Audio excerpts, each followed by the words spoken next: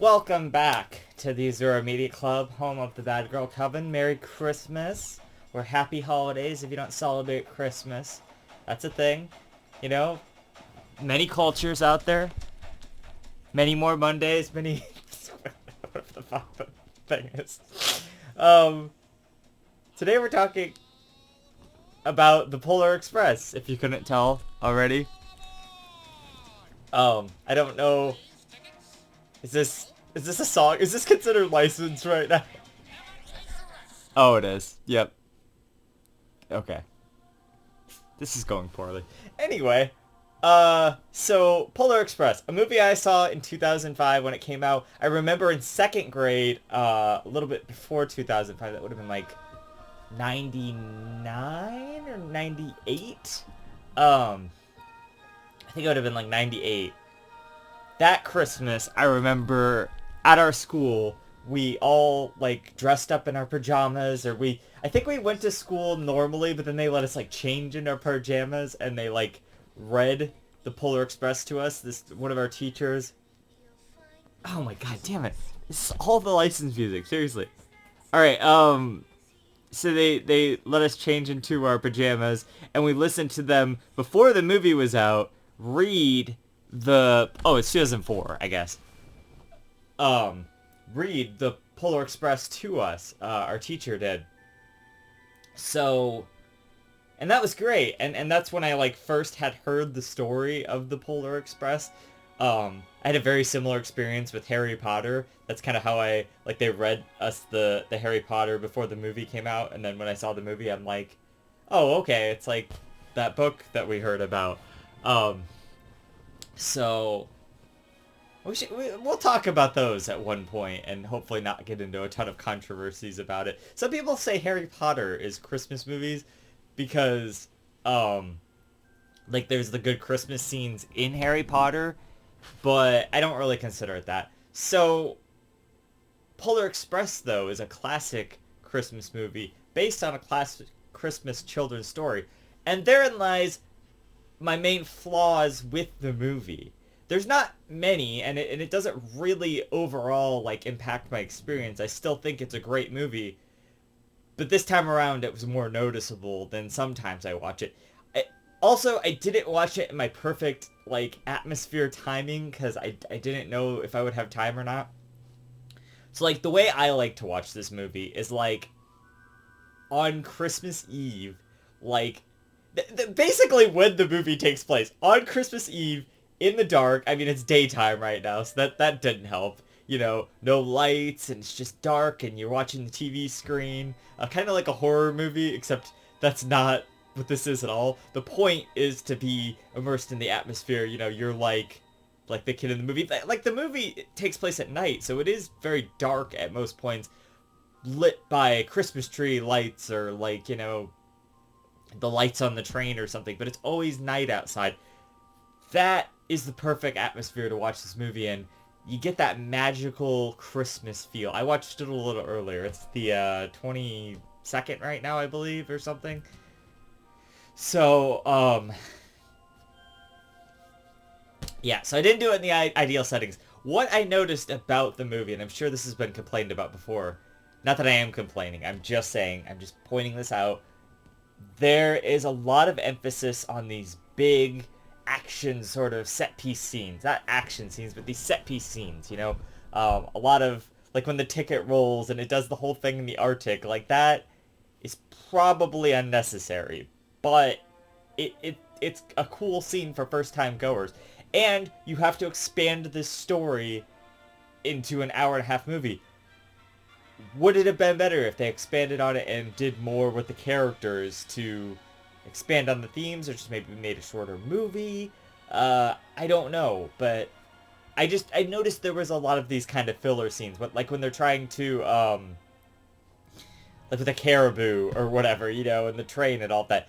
There is a great moment in that scene where he's asking her, Are you sure that's the break?" You know, the main character is asking the girl character, which I'm going to have to refer to them as that because they don't actually have names except for Billy. He gets a name, but why doesn't the two main characters get a name? I don't know. Anyway. And the rest of the cast is just Tom Hanks. And Tom Hanks is even the kid, too. So it's just like, most of the cast is Tom Hanks. But anyway, um,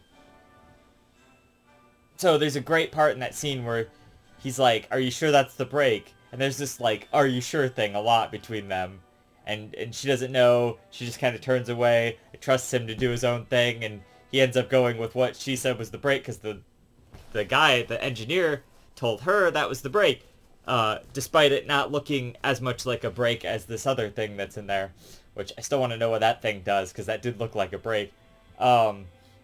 So, but he trusts her and it works out, right?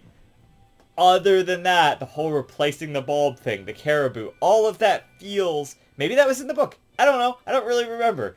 I was in second grade. That was like 20 years ago. Plus, you know?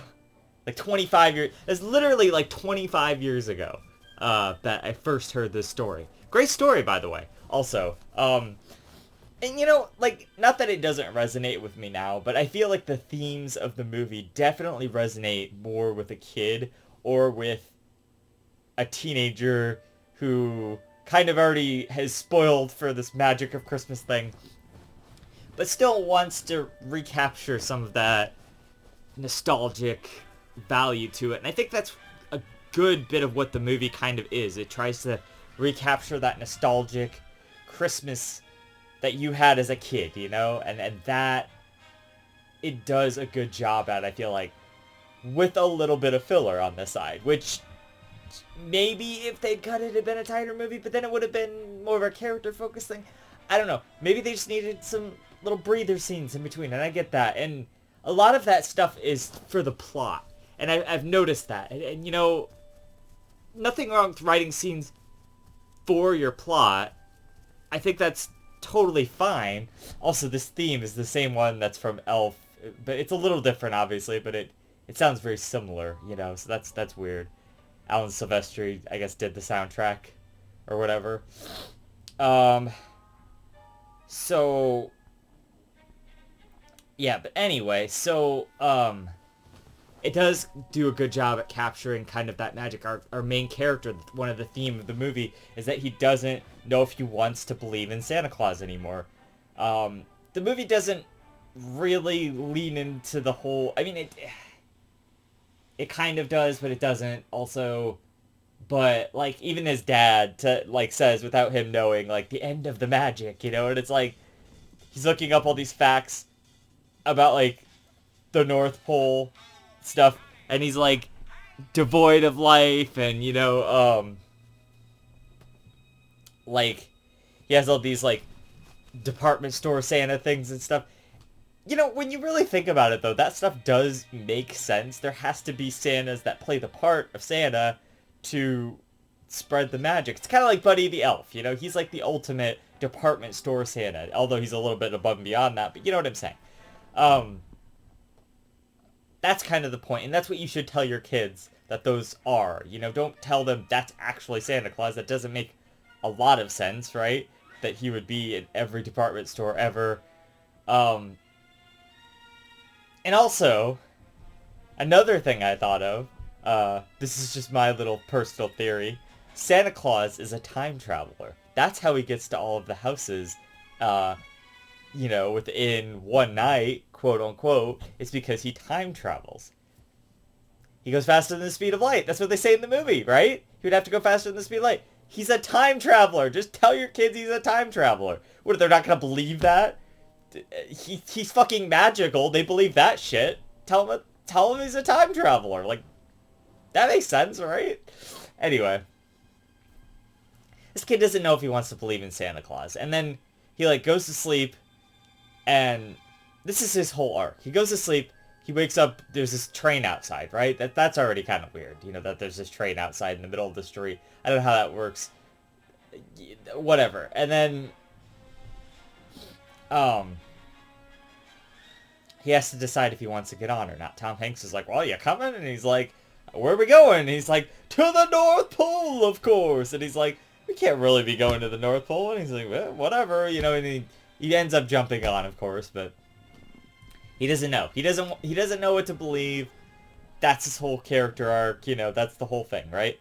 So he gets on, and then, you know, he meets this girl on there, and then he, like, there's this whole thing where she like goes to he like waves at this kid at this next stop. The kid doesn't want to get on, and then he tries to run after her. He has to like pull the emergency brake. Tom Hanks was pissed. He did like the conductor. Tom Hanks did like 4-5 times in this movie. He just is like, what the fuck are you doing? Like, stop it. We are on a schedule. He's got like this little pocket watch. And he keeps like looking at it. He's like, oh my god, oh, we're gonna, all right. And also, I know what everyone's gonna say. This is like one of those CG animated movies, and I know it was early on and whatever. And also Robert Zemeckis, like he was the director guy for this. Like, my friend Jameson like doesn't like this movie for some reason, but honestly, I mean, I really do like this movie because, like, when I saw it, it was great. I remember seeing it with my mom in the IMAX at the museum there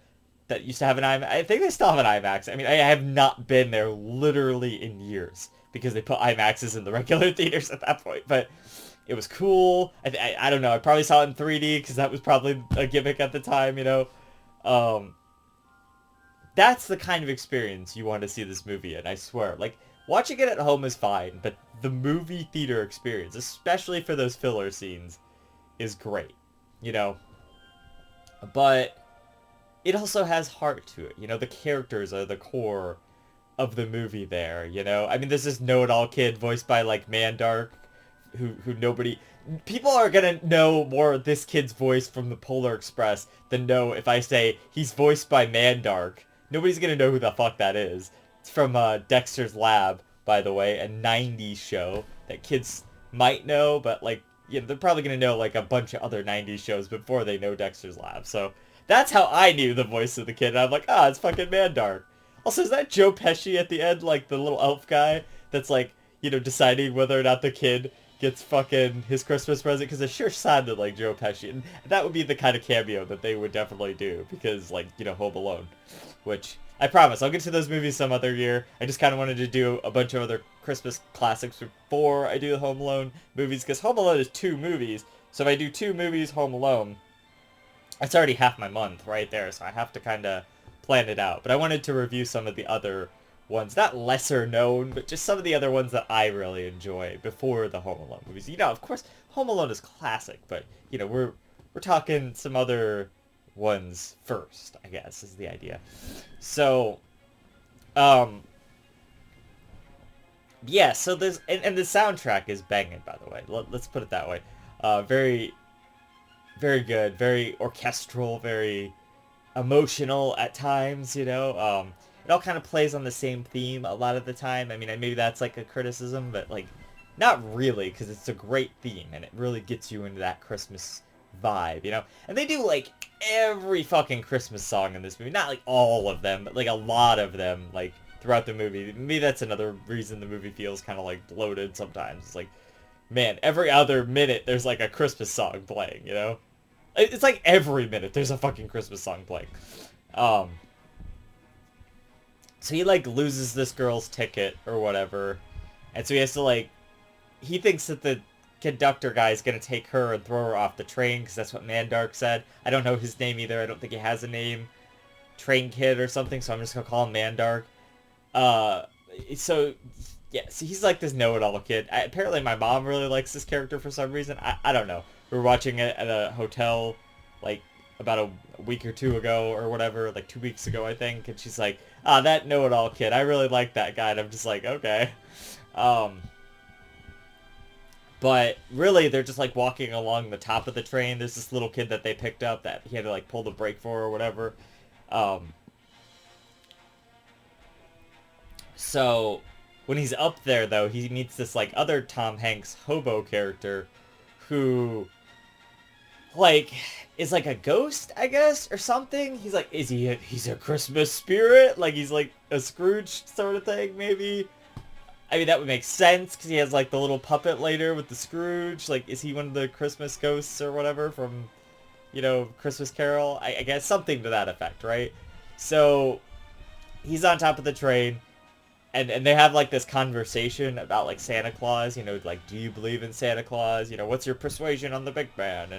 And he's, like, making fun of Santa Claus and stuff, and he's like, sometimes seeing is believing, and it's like, the movie also says other times that sometimes seeing isn't believing, so it kind of plays both sides. But, you know, the whole point of Santa Claus is you don't necessarily have to see him. You're supposed to believe in him. A lot like I mentioned in Elf review, like a religious sort of Jesus kind of thing, you know? Like, you don't see him, but you see signs of him everywhere, and that's kind of the message there, is you have to believe, you have to have this sort of faith in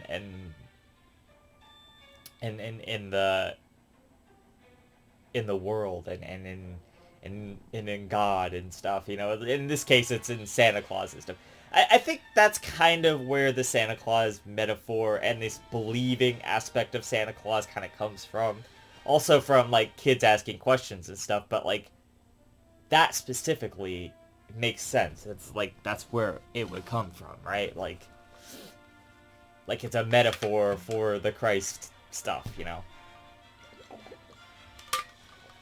So, anyway. They have this conversation. He helps him out a few times throughout the movie.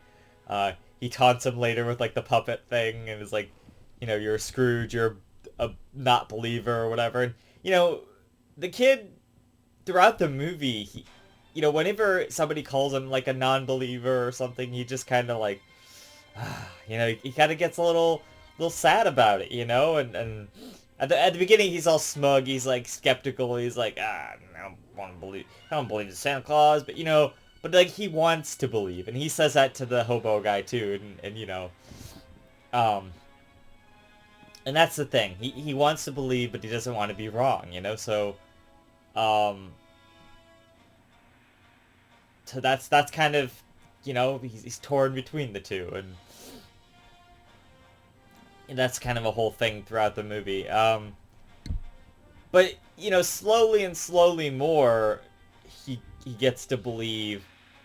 Maybe not necessarily, like in Elf, like, it's kind of everyone's character arc to be believing in Buddy by the end, and I think that works a lot better. I mean, I guess I'll just make the comparison now. I think Elf works a lot better as a Christmas movie and to get its message across because it's sprinkled in throughout the movie. Like I said, in here, there's kind of some filler scenes that don't really mean a whole lot to the grander message. And I know that's, like, really well done story writing to, like, weave it into every scene and every little thing and everything. But, like, I feel like that's a really big strength of Elf. Whereas in this movie, it's not necessarily weaved in every scene. Some scenes don't really matter, but also we have kid protagonists, so it's kind of a little bit more random at times, but I don't want to say the movie's random, you know, but, like, I don't know, like, the know-it-all kid, most of his lines, except for, like, at the end, don't really have anything to do with anything.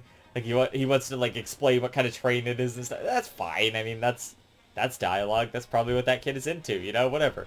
But,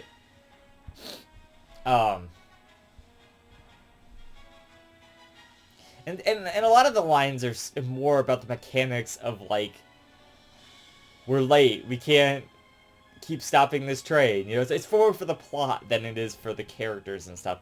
I think it's somewhere in there, it's already a great and emotional movie, but I think in there's an even more emotional and great version of this movie that could be told. I don't know how you do it. Weave a little bit more into the stuff there, you know, the narrative rather than the plot, taking more center stage at sometimes, or like these action scenes. I think that might be it, but also those scenes are good. They're suspenseful, especially like on a first go. It's kind of like, oh god, are they gonna make it to the North Pole? I mean, if you've read the book, you already kind of know, but that's kind of the asshole move, because you're like, as long as they adapt it right, you know, we're blah blah blah. No, fuck you. You don't know what's gonna happen. It's the movie version. It's different. It's like when people say, well, in the comics, Gwen Stacy is not trans, and Spider-Verse, that's the exact same thing as the Are you fucking stupid? No, it's not. It's a movie. It's different. It might be following comics, but it's not the comics. So get over yourselves, you know? Like, anyway. God, can you believe we've been doing this? I don't know. When did we start doing this channel? I mean, it hasn't been a year, but it's been a while now. It's been several months at least. We're reaching the end of the year. It's kind of crazy. Like, probably started doing it in the summer, right? Wasn't that about when? Because like, Owl House and the Spider-Verse was like near the beginning. Whenever Spider-Verse came out, so about half a year now. So that's pretty crazy. Um, yeah. So they finally get to the North Pole after a lot of shenanigans, like this train ice stuff. It's like, why would they build tracks over the ice? The know-it-all kid is right. Like, why would they do that? But like, I don't know. Action scene, you know? Like, so they get to the North Pole. You see it in the distance, and this is like another moment of like, oh my god, like I'm believing a little bit more because there's a North Pole out in the middle of nowhere, you know, like that's got like this city there with all these lights and all that. Then you see these elves, and it's like, oh, we can believe a little more now, and it just keeps kind of going until, you know, you see the sleigh at the middle of the crowd there, and then of course they get sidetracked with a whole other adventure thing. Their cart like flies off the rails there, and like they go into this whole other section of the tracks and whatever, and then it's like, you know, and then the other two kids, the girl and the Billy, who actually he's the only character who has a name. He's the only character who has a name. Billy. Okay. So Billy and this other girl, I don't even know what we're gonna call her. Just other girl. The girl. That's her character. That's a character. That's a girl character. Girl character and Billy can hear the sleigh bell that hero character can't hear, our main character. And he wants to hear that, and here's a good detail I noticed. I mean, it's not really even a detail, it's just something I always kind of forget. At the very beginning of the movie, he wants to see Santa, like, so he can prove it to himself, right? Okay, so first of all, that's a great detail, is that he wants to see Santa, and then he does get to see Santa at the end of the movie, and that's kind of his moment of, you know, having to believe or whatever. But he also wants to hear God damn it. He also wants to hear the sleigh bells, because that would prove to him that there's a Santa or something. So this is set up at the beginning of the movie, is my point. Anyway, later on, he can't hear the bell. They can hear the bell, so they keep following the bell. They eventually get there. They land up in the Santa's sleigh thing, you know, like the bag, the sack, right? Which is like massive. It's like really tall. And so it's like taller than all of the buildings there. But like, because Billy like hasn't ever experienced Christmas, because like Santa skips over. I don't really know why that is. He never, I mean, by the end of the movie, he just like, because he doesn't believe, I guess. I don't fucking know. Anyway, by the end of the movie, you know, he does believe in stuff, but he's following his Christmas present, because he never gets Christmas presents through the conveyor belt or whatever. And so they end up in the sack there, and eventually the elves help him out of there, but you know, like, then they're there at the Christmas thing, and like the whole thing is Santa's gonna give like the first gift of Christmas, right? So the know-it-all kid wants the first gift of Christmas because like he's greedy and selfish and whatever, but like our hero kid, he just wants to see Santa Claus. That's like really what he wants. And like all the elves, like Santa Claus comes out, and like all the elves are like piling up and stuff, and like everyone is like preventing him from like getting a clear view of Santa Claus. And like one of the bells like flies off in his direction, and he like picks it up and he like rings it. I never noticed it until now. Of course it's Tom Hanks' voice, but I like to think it's like the hobo saying like, "Doubt, doubt." That's it. The bell says, "Doubt, doubt." Like, I don't know. I just found that really funny. I mean, I know it's meant to be like serious and like an emotional thing, like he doubts and stuff, but like I just the bell says down, like it's something I did notice.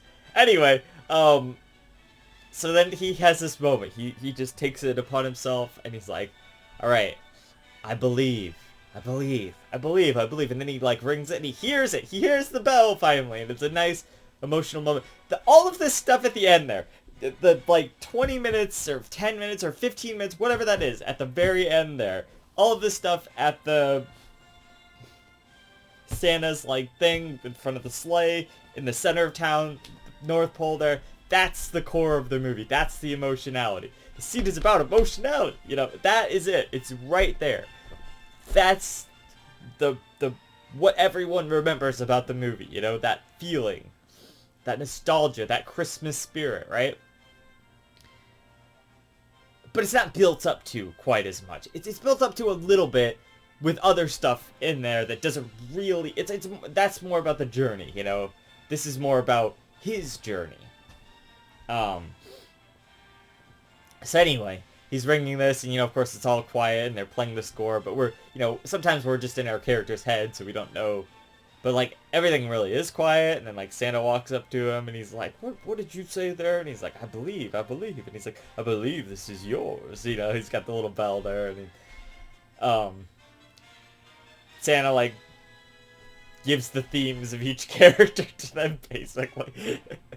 And then, like, he's like, oh, you can have the first gift of Christmas. So he, like, brings him up to the sleigh, and he's like, what do you want? He's like, me? And he's like, yes, you. And then he's like, he, like, whispers in his ear. You know, it's hard to say what he whispers, but he's like, he gets the bell, and he's like, this bell will, you know, is the spirit of Christmas that lives within your heart, and you'll always be able to hear it as long as you feel that, or something. And, you know, so that's, like, a nice emotional thing, is that, like, he can hear the bell, right? And so, like, his sister can hear it, and he says it's at the end of the movie, like, my sister could hear it for a while, and some of my friends, but eventually they all couldn't hear the bell, and I can still hear the bell to this day, you know, and, like, he has the Christmas spirit, you know, it's great, because he had this, like, great moment. I mean, really, he is very fortunate. He got Santa to, like, come up to him, and he got, like, this bell off the sleigh. He has this whole thing with, like, his pocket. He rips the pocket at the beginning of the movie. He puts the bell in the ripped pocket. Fucking idiot. Your bell's gonna fly on the floor, you know? Also, he had marbles in his pocket. Why is there marbles in his pocket? Like, just for the visual effect, or, like, the auditory effect in the theater? Like, kids carry marbles in their pockets of their, you know, bathrobe or whatever.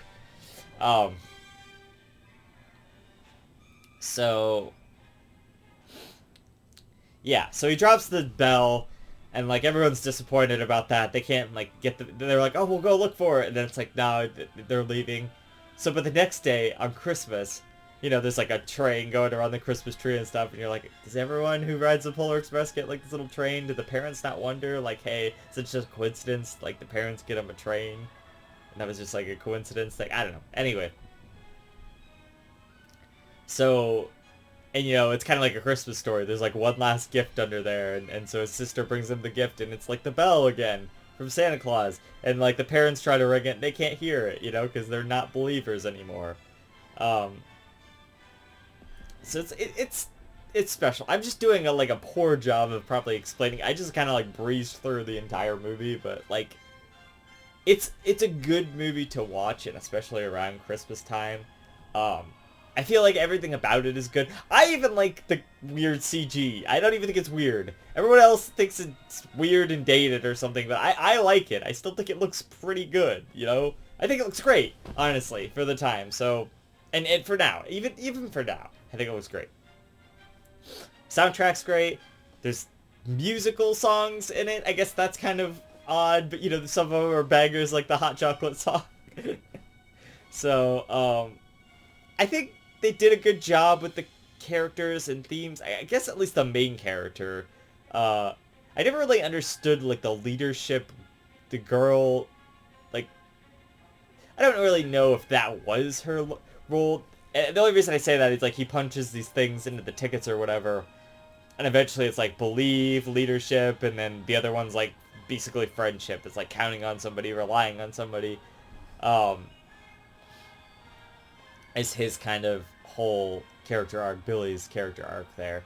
But like the girl, I don't really feel like she has like a character arc, you know, like a leadership character arc. I never really got that. I felt like they were all along together for the ride, you know? That was kind of the whole thing. If anybody's the leader, it's the main kid, but I guess not. I don't know.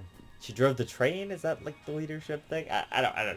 I don't feel like that one was as prominent as the other ones, you know? Um, but especially with our main character, I feel like there's a good emotional investment there. Um, maybe not always weaved perfectly into the narrative, but by the end of the movie, you definitely feel it. And it's a good movie for any like kid that's like doubting, you know, the whole Santa Claus thing. It makes you believe, and then any adult, you know, it recaptures that spirit of believing, you know, which is part of what Christmas is about, you know. Togetherness, I guess, is the like the friendship angle, um, and believing, despite, you know, the cruelness of the world, despite like jobs and corporatism and whatnot, believing in the spirit of Christmas, I think maybe is also what Believe is about, you know, believing in that. So yeah, so there you go. I mean, it's a great movie.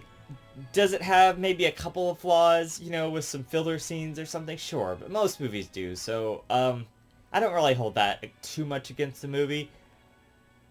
I think that the only reason that even comes into play for me is what I'm giving my rating. You know, it's like I gave Elf a 10 because I think it's tightly written. I don't think there's a wasted moment in that movie, for the most part.